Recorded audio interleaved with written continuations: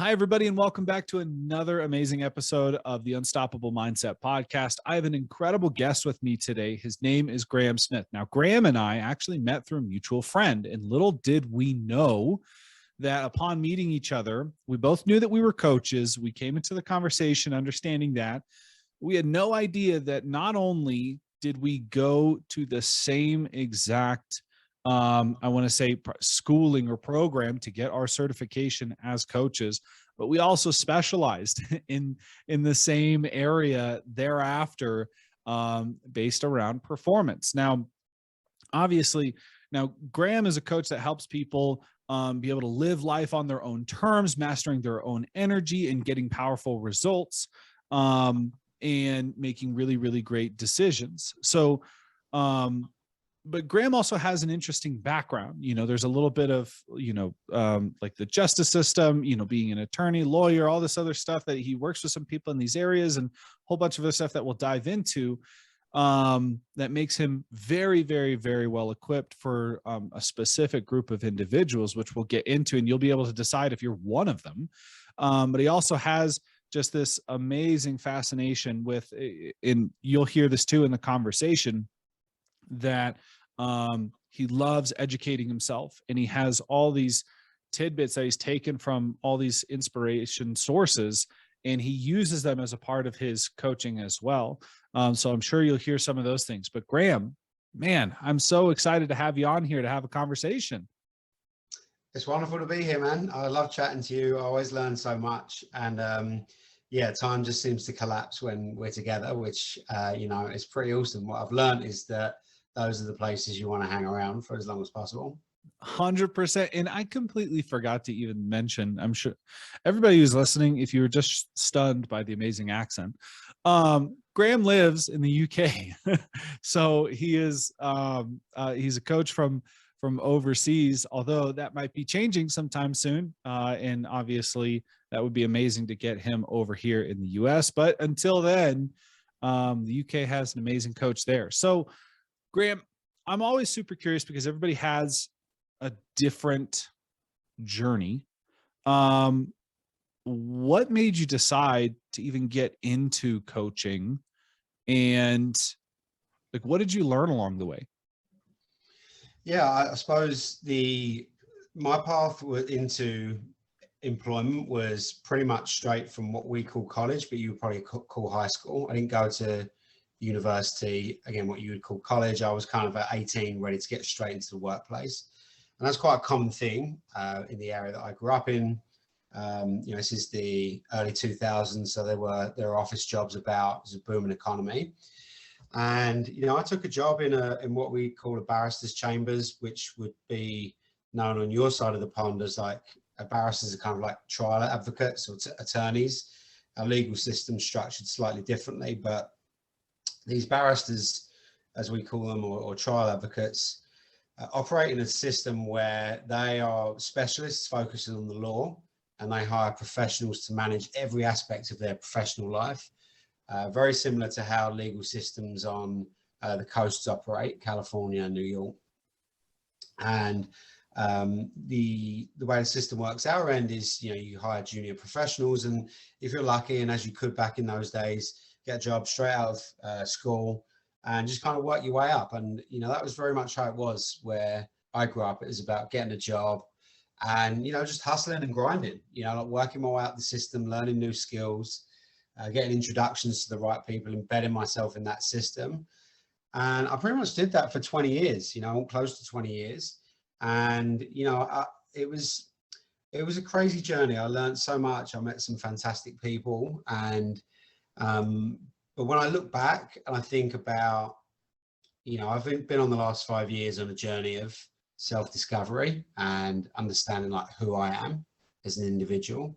And you might notice that a couple of things I referenced there was kind of like, that was how it was where I grew up. And that was just my takeaway from the culture.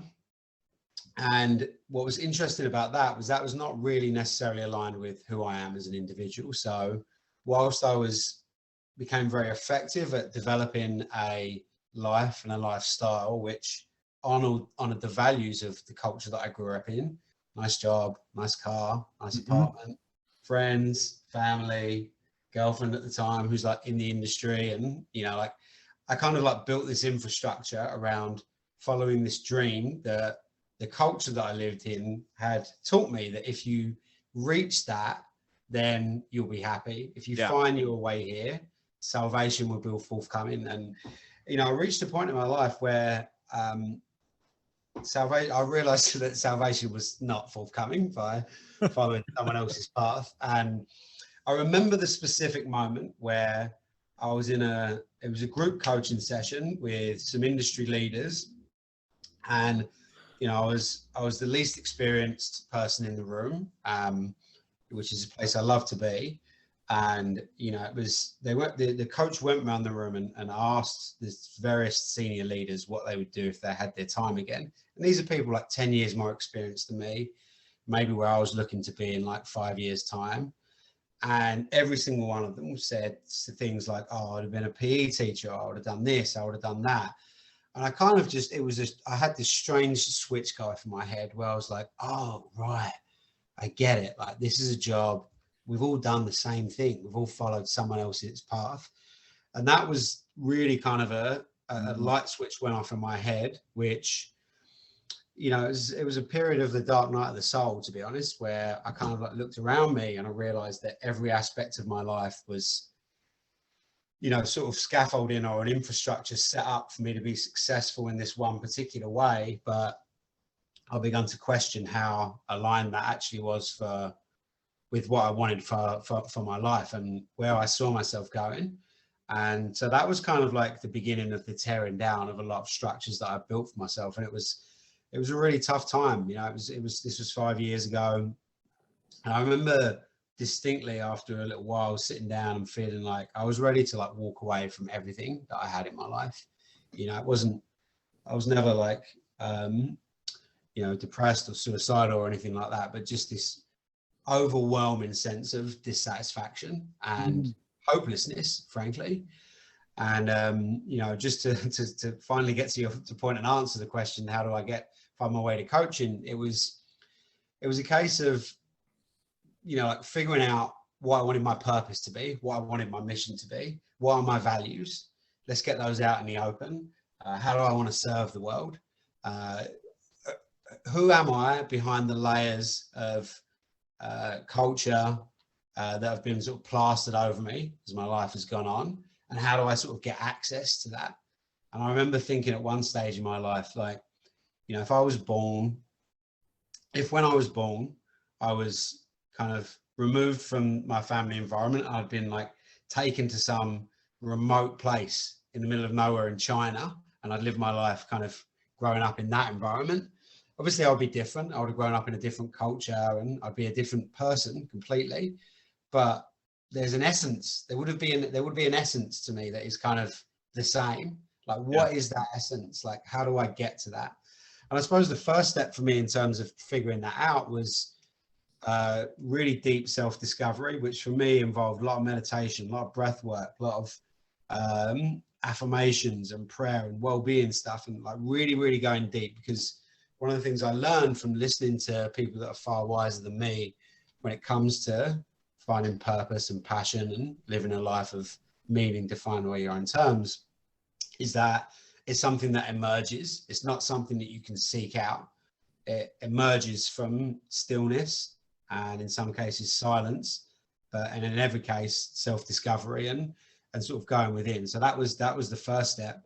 And the next step was really like working with a coach. Actually, I got introduced to coaching through friend of a friend, and I began working with a coach to kind of like put the nail on what it is that I wanted to do.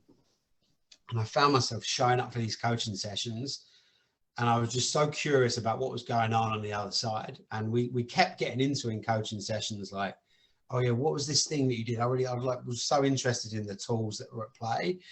And long story, a very, very long story, kind of like summing up, I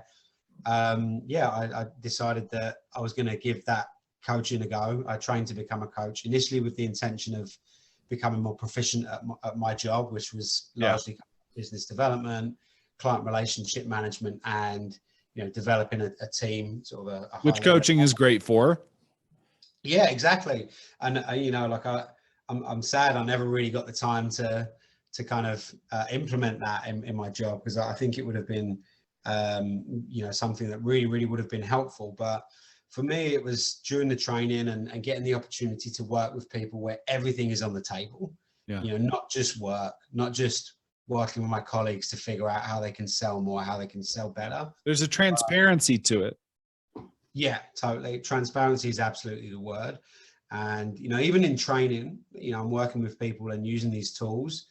And, you know, I'm sure you'll know this from your time working with executives, but when it comes to performance, when it comes to being the best type of leader that you can, everything has to be on the table, because you cannot be an effective leader or as effective a leader as you could be unless everything is in order, unless you truly get to the root of the problem. What is it they say? You can't change the fruit if you don't change the root. Yep. Yeah, sometimes that root is buried deep in other areas of life, you know? Yeah. I've never heard that phrase before. Can't change the fruit if you don't change the root. I mean, it makes total sense, right? Can't change an apple tree unless you change the fact that the roots are of an apple tree, right? Yeah. That makes total sense. So number one, I love, so some of the big things that really stood out to me were, one, there's this sense of kind of dissatisfaction. I mean, number one, there's kind of this curiosity. There was this curiosity that you had when you started hearing other people saying, oh, we're doing something that like is following somebody else's footsteps. And then you became almost like, it was almost like you probably felt like third person. You're like, who is this person that I've become?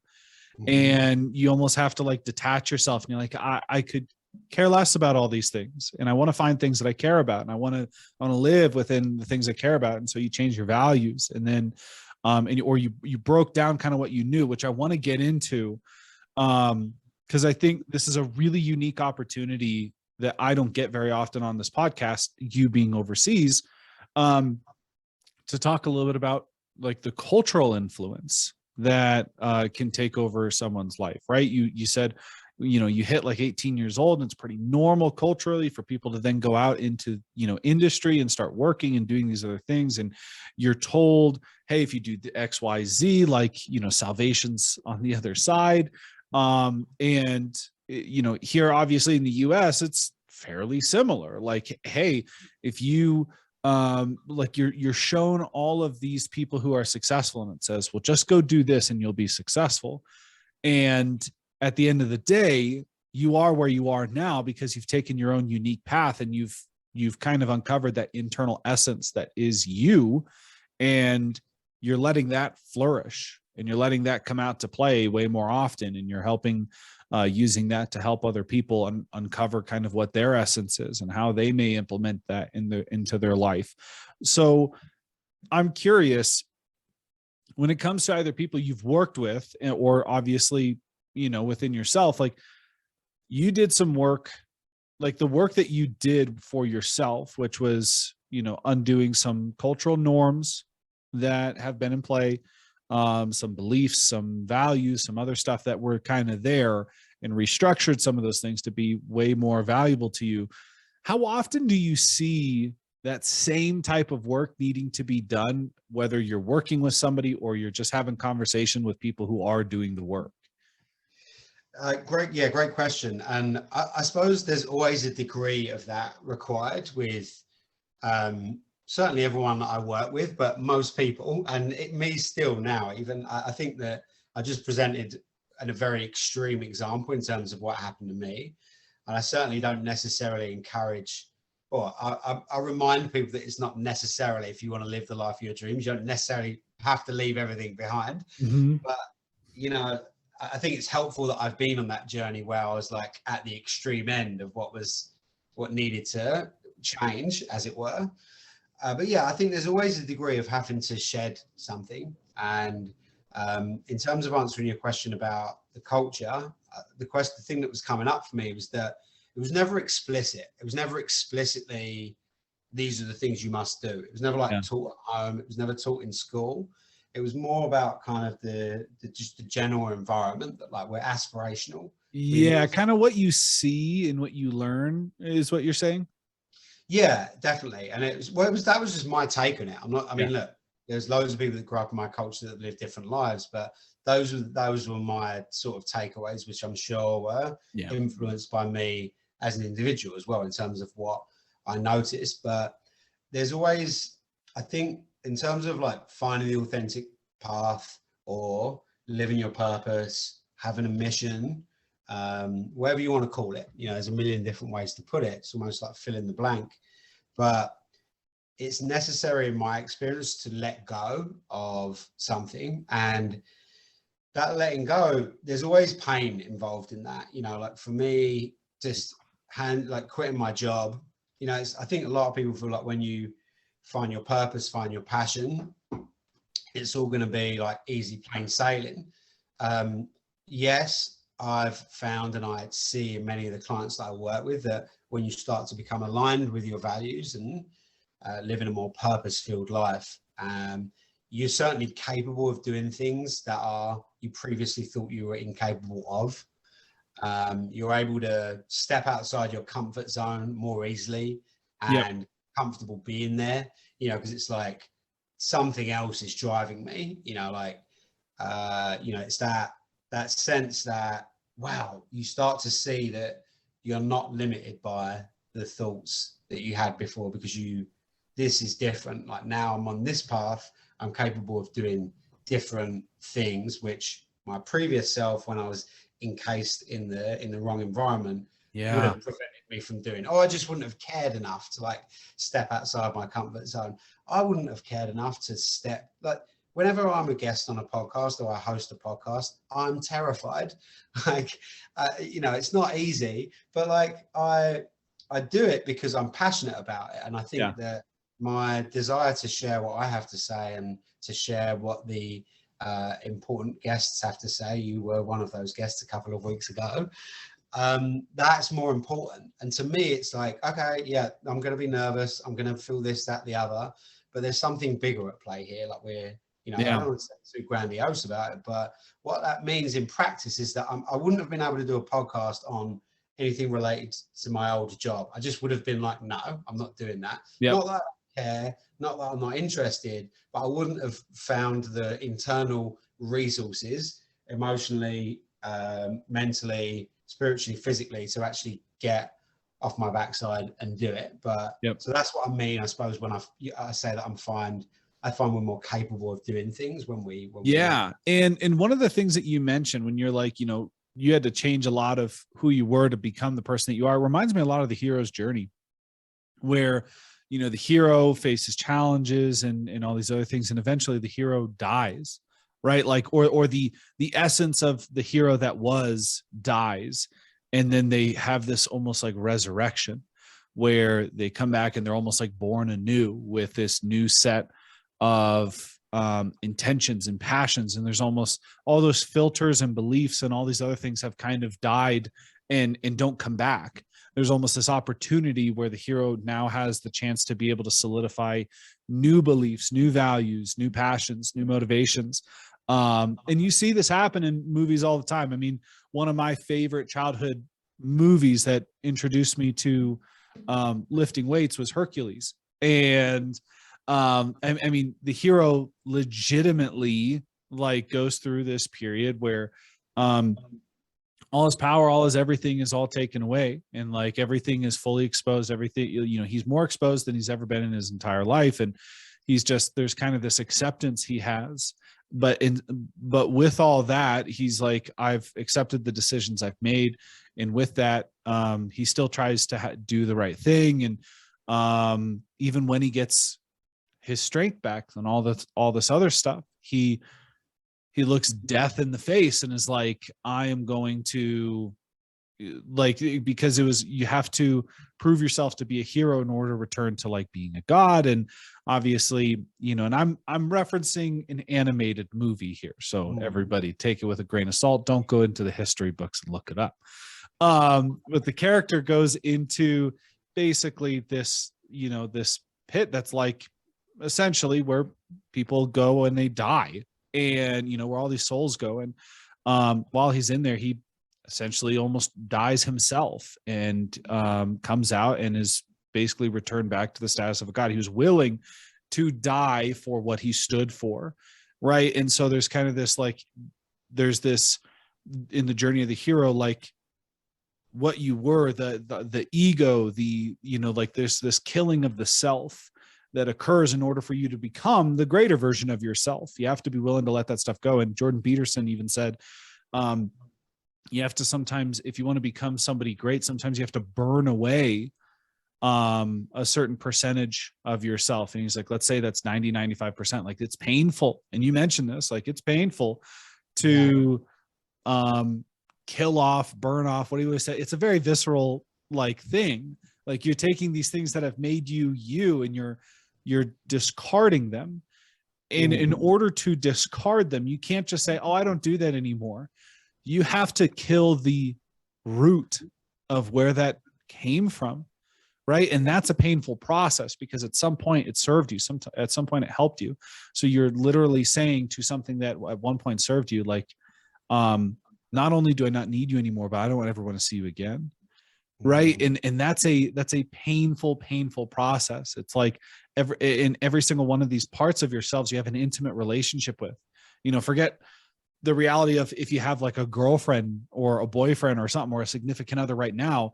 This is like having, let's say there's 100 different values or characteristics about yourself that you describe yourself with. Each one is an intimate relationship. You're going through the worst breakup of your life 90 to 95 times in order to then create these new relationships with more powerful things. And each one feels like your heart's getting ripped out of your chest. That's what true transformation can often feel like. So, I mean, took a bit of a dark turn, but we'll bounce it back. It resonates. And I think that, you know, there's a few things that come up for me there. The first is that, I forget who it is that says this, but they say death. I've heard it many times before. Death and birth are not single acts. They're continual events. Like, we're continuing to die and be reborn anew. You know, this is even true in a physical context. I think every 7 years, every cell within your body replenishes itself, every organ. So literally after 7 years, physically, there's no trace of who you were. And the same is true. And what I always return to is, like, you're changing anyway. Like, no one's the same person that they were 5 years ago. Like, hopefully not anyway. Like, that's a death sentence in and of itself. Like, just nothing's changed. Of course, something's changed. We've all changed. So I always say, like, you're changing anyway. The only question is whether, one, you're in the driving seat of that change, and two, whether you're changing to become more of the person that you want to be. Okay, well, like, who is the person you want to become? Well, I want to become the person that's capable of achieving the things that I consider to be my highest dreams. Well, what are those things?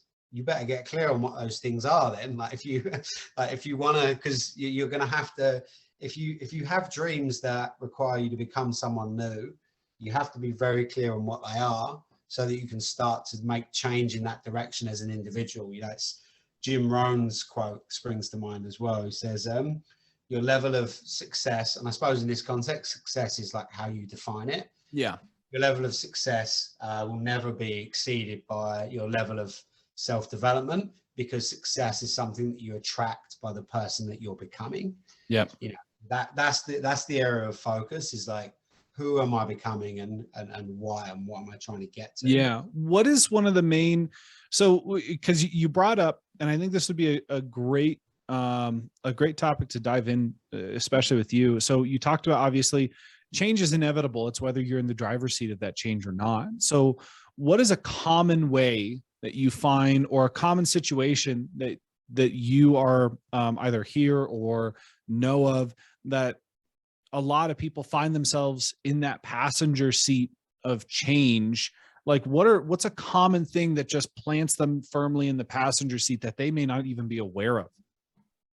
Yeah, I suppose the thing that comes up for me in the moment is, you know, like, beliefs that we have. Mm-hmm. I think that, as you know, many of us know, and I'm sure many of your listeners will know, like, we all have a set of beliefs about the world. And our set of beliefs are, they're malleable because they change over time. Again, it's back to this thing of like your beliefs change over time. If you return to what your beliefs were when you were 20 years old, and I'm 38 now, they're significantly different. Like I'm a different person. I have a totally different set of beliefs. So let's accept that our beliefs are changing over time. Well, your beliefs inform your thoughts and your emotions and your actions, which is pretty much everything you do. Like you feel stuff, you have thoughts, and they drive your actions ultimately. So, well, what are your beliefs? Where have they come from? And this is something that I love to work on in coaching sessions with people is when we're talking about some sort of change that they might want to make, it's like, well, and if for whatever reason they think that it's not possible, don't have time, don't have the energy, don't have the infrastructure, don't have the contacts, don't have this, that, the other, whatever it may be. Well, what are the set of beliefs that support that idea that you're not capable of doing it? Yep. Where did they come from? I love to like really dive deep on like where did those beliefs come from? And I always encourage people, like, is this something that we can do in our own time? And I do it for fun just because, like I don't know what I am, but it's if you can just challenge yourself, like, oh, I want to do this thing. Oh, but we're always there like talking ourselves out of doing stuff. And it's like, if you can like find a belief that sits behind why you think that you're not capable of doing it. And it doesn't have to be anything big. It could just be like getting on the Peloton for 45 minutes when the max you've ever done is 20 minutes. If you set that belief yourself, no way I could sit on that thing for 45 minutes. Well, why is that? Like, just challenge yourself and like go deep into the belief and figure out what's happened to you in your past. What beliefs do you have about yourself and the world that make you think that you're not capable of doing that? Yeah. It's not about removing self-talk, because that'll always be there, right? It's about working with it. It's about changing. It's about influencing it. And I remember from Trevor Moawad, he was one time he was working with a football program, American football program, and he was just like, hey, who here, raise your hand if you've ever, if you talk to yourself when you play, right? And a bunch of guys raise their hand, and he's just like, all the guys who don't have your hands raised, you're probably asking yourself in your head, do I talk to myself? And he's like, you can raise your hand now, right? So it's not about removing self-talk, because it's always there. We always have this feedback loop that's constantly happening within ourselves. It's about influencing it and working with it, because most people let it happen passively because they have no clue how to like enter the stream of feedback in order to influence it and potentially get something better from it, right? They're usually at the mercy of it rather than at the helm of it. And so when you can stepping into the driver's seat is having a conscious feedback loop. Like you said, when you want to jump on the Peloton for 45 minutes, like, what's your feedback loop look like, right? You make a soft decision, maybe I'll do this, which soft decisions are all thoughts, and hard decisions are when you take the action. And you get that initial feedback loop. I don't know, I've got this, I've got that, I've got these things.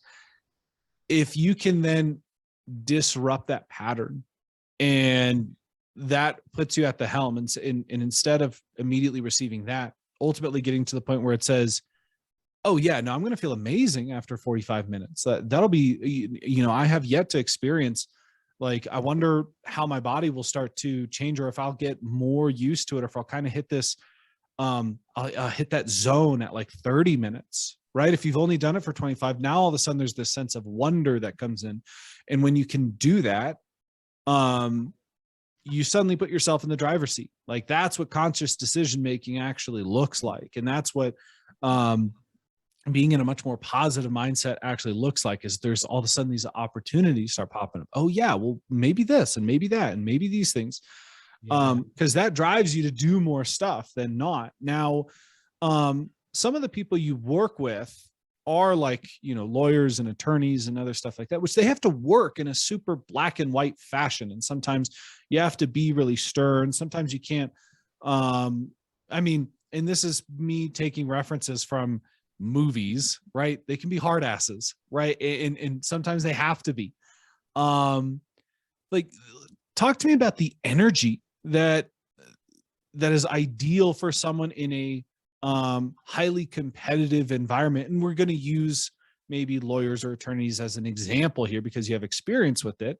Like when it comes to highly competitive environments, like what type of energy do you normally see people harnessing, right? Like what are they normally trying to do?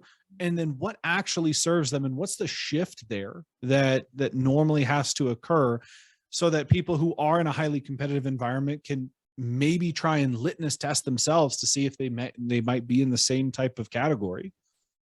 Yeah, the thing that comes up for me is that yes, most ambitious and successful law firms, whether it's on their administration team, the business development team, or on the side of the lawyers, is super highly competitive, but it can be quite individualistic as well, particularly with the trial advocates. They're operating on, they're the ones that typically will be presenting to court, and they're on sort of a slightly different level. And some of them are slightly better at managing that dynamic with the rest of the team. But for most lawyers, there's an element of acting involved. There's an element of putting on a show when you're in court. Almost like an alter ego. Yeah, exactly that. And, the most successful lawyers have that. And, that extends to the type of person that you are in the team environment with your legal team. And that might be a different sort of person that you become when you're around your peers as well. So there's often a lot of different, like people that you need to be in order to be successful. There's like personas is the word that I'm looking for. Yeah. And the danger, and you said it beautifully earlier about unconscious decision making. When am I like unconsciously slipping into putting on a particular persona because it's a pattern and I'm used to sort of behaving in this way when conflict arises? This is my sort of persona to deal with conflict, or my unconscious process. And the challenge is always like how to create space and step back from that and be like, well, how do I want to show up in this moment? How do I choose to show up in this moment? And it always comes down to consciously choosing the way that you want to show up in those challenging moments. And those challenging moments are usually some form of conflict outside of the courtroom. They're usually energy levels at home, just feeling demotivated, feeling unproductive in many ways. Apathy is a big one that creeps in for a lot of people. It's like, when you're someone that charges by the hour, it's very easy to, and you're working on your own, perhaps in isolation, it's very easy to become unproductive and just feel like you need to churn it out. Well, I've got this amount of hours in the day, I need to be working all of them. Yeah. But for me, it's where I try and help the lawyers specifically get off the hamster wheel at that point, and administration, business development staff as well. It's just think about what's going to be the highest energy approach you can bring to this. How can you structure your time, structure your day? How can you make decisions, and how can you show up in a way that's going to give you the biggest bang for your buck with your energy? And what that means is making sure you're properly rested. What that means is making sure that you're taking time each day to address your emotions that are coming up and yield where necessary. And, take small steps to look after yourself physically, even when it feels difficult to do so, knowing consciously that, I just want to reach for a couple of donuts that are across the office because, it's someone's birthday, but knowing that, if I have the salmon salad, I've got a really busy afternoon, I'm going to be able to power through if I do this. And that's going to mean me leaving at 6 instead of 8. That's going to let's get to see the family. And that is what I'm talking about conscious decision making, as opposed to unconscious patterns that we've developed over time, or just that are hardwired into us because we're, human beings, Homo sapiens. And it's about, again, coming back to that idea of disrupting that thought pattern.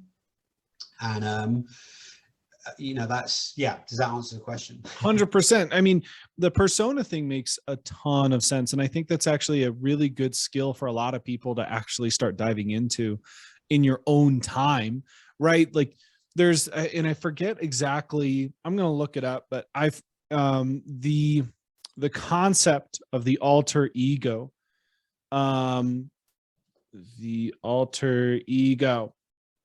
let's see. So Cicero coined the term as part of a philosophical construct in the 1st century of Rome. And he described it as the second self, or a trusted friend, the existence of another self. And it was fully recognized in the 18th century when Anton Mesmer and his followers used hypnosis, right? So everybody learned something today, right? So Cicero initially founded the concept of an alter ego, or an other self, or a trusted friend. People use the phrase fake it till you make it. I think it's not an alter ego, right? Like that is, it's like mimicry, right? You find somebody else and you mimic what they're doing in order to try and get the same results that they are. But an alter ego, the other persona, is using traits that are in you,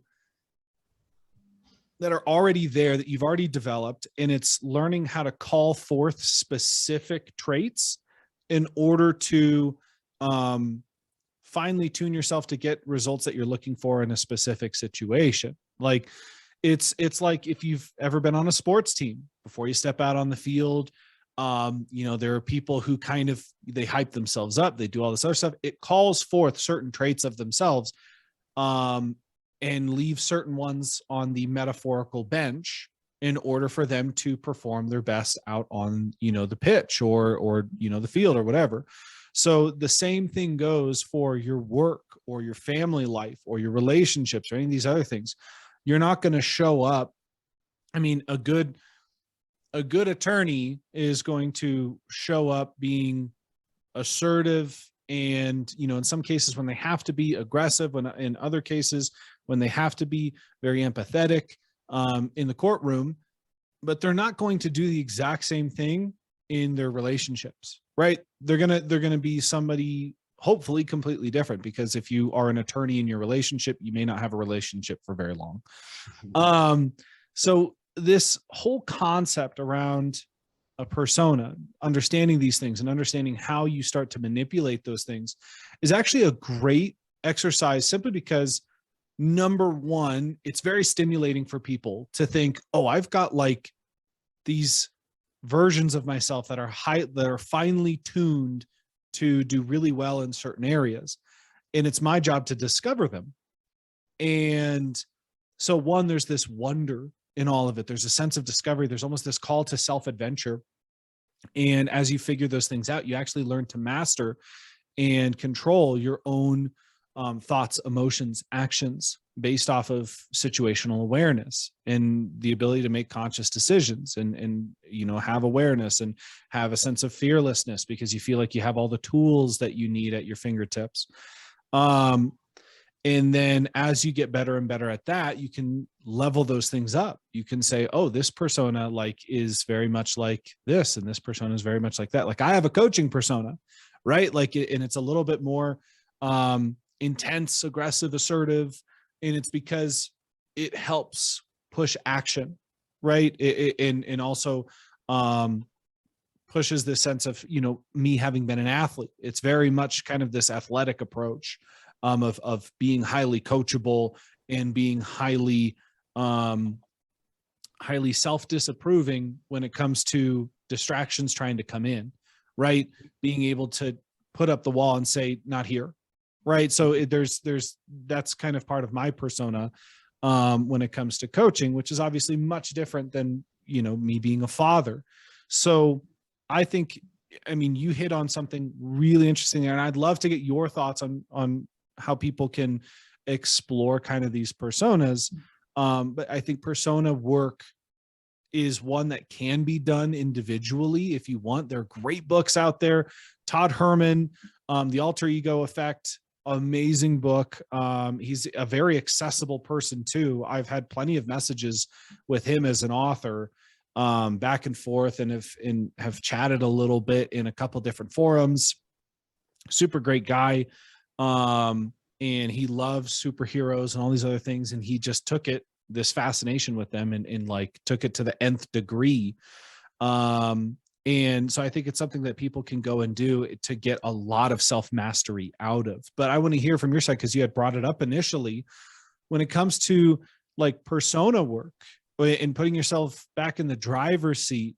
Because there's a million different other things that we could talk about, and I'm sure we'll have plenty of other episodes to dive into some other concepts. But to kind of cap this one off, I'd love to leave it on your side for kind of that self-exploration and that persona work, and how you would recommend some people maybe start taking some steps into that to start that journey. Yeah, great question again. Like as we're sort of talking through this again, it's the thing that keeps coming up is conscious choices. And, you know, I know you said about, well, if a lawyer kind of brings their lawyer persona home, they're not going to have much of a marriage. But, you know, you'd be surprised how much these things happen. You know, it's, if you're operating at a very high level and you're successful, well, how do you know? How do you know when to like turn that off? Well, the answer is conscious choices. And one of the tools I work with clients with is called, you know, it's about creating an image of who you want to be in different situations, because most of us accepts that we have these different personas anyway. And if you're at that point where you're like, yeah, you know, I have different ways of behaving depending on where I am, depending on my environment, it's like, okay, well, how can I change that? How can I shift to improve that? If the problem that I'm looking to address is at home with my family, okay, well, what's the image of the person that I want to create there? How do I want to show up in that environment? What are the values that, looking at my values that are like my core values, how can I create a persona that is aligned with who I am, who I want to be, and is going to like fit into that environment more neatly? And more importantly, which aspects of my other personas am I going to have to sort of leave at the door to some degree?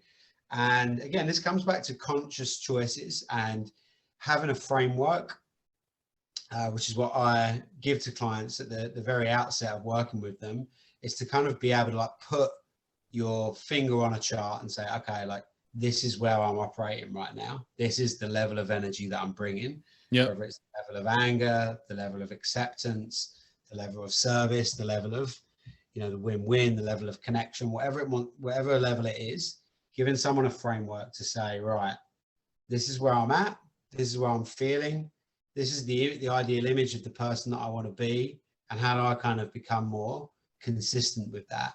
You know, like bring in the energy that you want to show up with in the family home, in the team environment, in the courtroom, wherever it may be. And this is about going inward and really dialing up that self-discovery and always making, well, you know, like wherever possible, making conscious choices.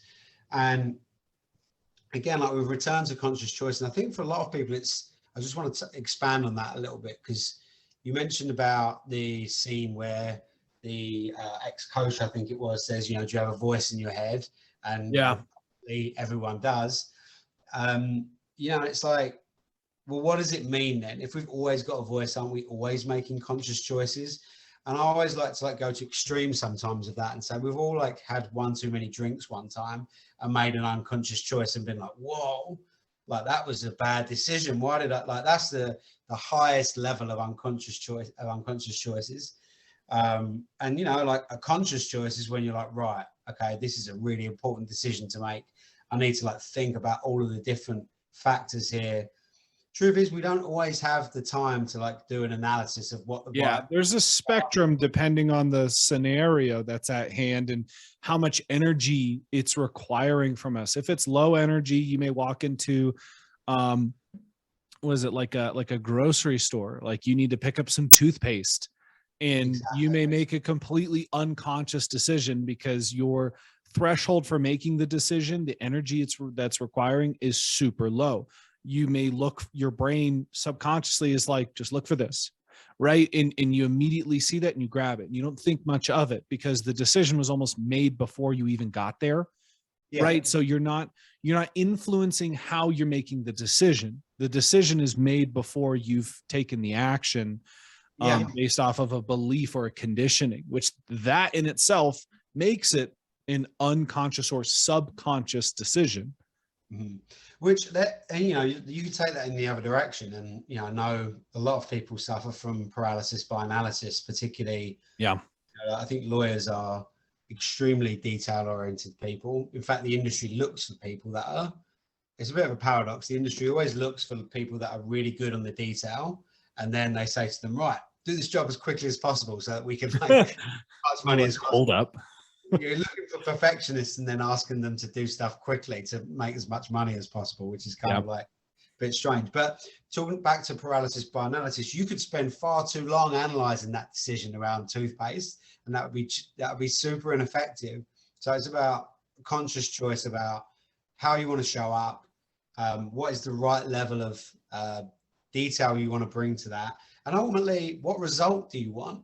There's that saying, and going back to like, perhaps, there's an issue at home. Do you want to be right or do you want to be happy? Like, how important is it to you to get in an argument with your wife, your husband, your child about something where, like, you don't really care what the outcome is, but you're just dialed into that argumentative side. And, we see a lot of that as well, particularly if we have traits or aspects of our persona that are beneficial for us in some areas of our life. It's very difficult sometimes for us to put that down and think about, who do I want to be in this moment?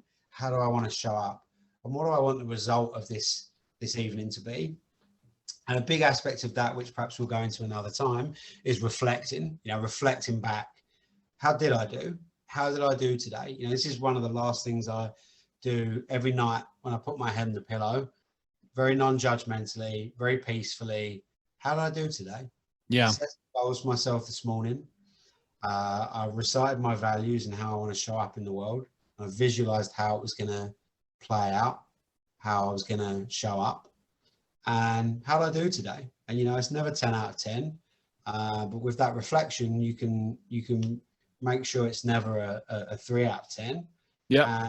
You can just non-judgmentally reflect on what went well and what went wrong, what could be done differently. And even if it went perfectly well, how could it be improved further? That mastery mindset of just always looking to show up in closer alignment with who we want to be. Yeah. And there's a couple of really good things that come from reflecting. Number one is it turns your attention towards self, right? Where you're not thinking about, oh, this person is here, this person's doing this, I wish I was, why am I not there? You're not comparing yourself to anybody else. You change the focus back to yourself. Because if every single day you are just trying to be better than the person you were the day before, then you're going to naturally get better no matter what. But if every day you're trying to compare yourself to somebody else, you're going to be stuck because you're trying to compare yourself to a completely different life. And the only person who you can compare apples to apples with the exact same life experiences, journey, situations, characteristics is yourself. So why not compare yourself to you? Because you know everything, and therefore you can craft the perfect strategy on how to beat them every single day. So that reflection is really powerful because, one, changes the focus to self, and two, reflection is different than dwelling on the past. One of the most a very powerful trait that Inc.com listed that most high achieving leaders in business have is, at least one of them, is the ability to not dwell on the past. They're using situations to think forward, which reflection allows you to take a recent history. It's like the first things that show up on your search history type of thing, right? You're able to see the recent things that have occurred in your life, and you can make a decision then, how did I do compared to what I would like to do, right? And it's not about judging yourself and saying I did bad or I did good. It's here's the opportunity for me to be better. and I can implement that immediately tomorrow as soon as I wake up. Right. So it is this, you're creating a positive feedback loop rather than oh, if I had just done this one thing better, today would have been better. It's not about beating yourself up. It's about learning and finding the opportunity where you can wake up and accomplish more and do more and consistently move yourself forward, opposed to dwelling in the past, waking up and being like, oh, today's just another day where I'm going to get my ass kicked. So you bringing up reflection is such a powerful tool for people to be able to use. And there's been so many awesome concepts that you've brought up. And so I want to, because obviously this conversation is far from over. There's going to be plenty of other things that we're going to have the ability to talk about, but you've had so many amazing, not only from one more thing. Yes, absolutely. I'm sorry to interrupt, but I feel this is really super important to just tag on to that self-reflection thing. It's also that reflecting back with judgment and I should have done this, should have done that, would have been better if I'd done it this way. That actually won't achieve the results that you want. Like if you approach it with that mindset, you will not be able to access, oh, how do I do better next time? You'll get stuck in remorse. You'll get stuck in that place of self-judgment. So not only is it unhelpful in the moment and is it more draining, you actually will not, unless you're able to just approach it with non-judgment and discernment, you will not get anywhere. You're just staying stuck, and you might as well not reflect. So I just wanted to. No. That's a really, really good point to make, especially from an energy perspective. When you make certain decisions like judgment, you simply can't access certain things like opportunities, right? Like you can't be judgmental of something and at the very same time say, well, this would be a really fruitful opportunity. Like there's just like, it's a square peg in a round hole. Like it doesn't fit. It doesn't work. You make a decision whether you want to be, dealing with energy that is anabolic, that builds you up, or catabolic, that rips you down, tears you down. And if you make the decision versus one or the other, you're deciding which side of that you have access to, because once you make that decision, you don't have access to the other side. And I'll promise you this, if you take the anabolic route, with your energy, the powerful energy that lifts you up and builds you, you're never going to be sitting there saying, oh, I wish I had access to, some energy that could really bring down my mood. Trust me, you will not be saying that. But Graham, so you are obviously the owner of Aurora Life Coaching. Mm-hmm. And that's at auroralifecoaching.com, which is AURORA lifecoaching.com. You're also active on places like LinkedIn, like Instagram. Where else are you active that people can find you? Yeah, LinkedIn, it's best to find me through Aurora Life Coaching, and you can get my personal page through there just because there's a lot of Graham Smiths in the world. Yep. Yeah, that might be one of the most common names of all time. And on Instagram, I'm Graham the Coach as well. Okay. And you can find my podcast through the website, which you're a guest on, and it was fabulous. So anyone looking for more of this, check out the podcast via the website. There's also a page on Instagram for the website, but for the podcast, but best to access it through the website. And that is where you can find me. And if anyone has any questions or insights coming up, or complaints really about anything that I've said today, just hit me up. I'm open to talking. I love to communicate with people. I love to connect. And if you want to know more about energy and purpose and leadership or anything like that, just follow me on any of those channels, sign up to my mailing list, find me on Instagram, and stay connected. It would be a pleasure. Beautiful. Wonderful guests. Well, man, I can't tell you how much I enjoy our conversations we've had. I don't know, 4 or 5 so far conversations, and every single one of them has been so incredibly informative. And I just love chopping it up with you. I feel like we could talk about coaching and concepts. And I learned so much from just the stuff that you say. And obviously, feel like we get into a flow really quickly. But if people do have comments, questions, or as Graham said, concerns about anything that he said, please feel free to reach out to Graham either on any of his social media networks or anything like that, or just shoot me an email and say, hey, don't ever bring Graham on again, or say, hey, that guy was great. Bring him on. We'd love to hear more from him. But Graham, as always, man, this has been an absolute pleasure. Can't wait to have you back on. And thanks for being a part of it today. Dude, you're so welcome. It's always wonderful to speak to you. And I look forward to chatting again. You're amazing. Keep doing what you're doing. And I look forward to speaking to you again soon. Appreciate it, man.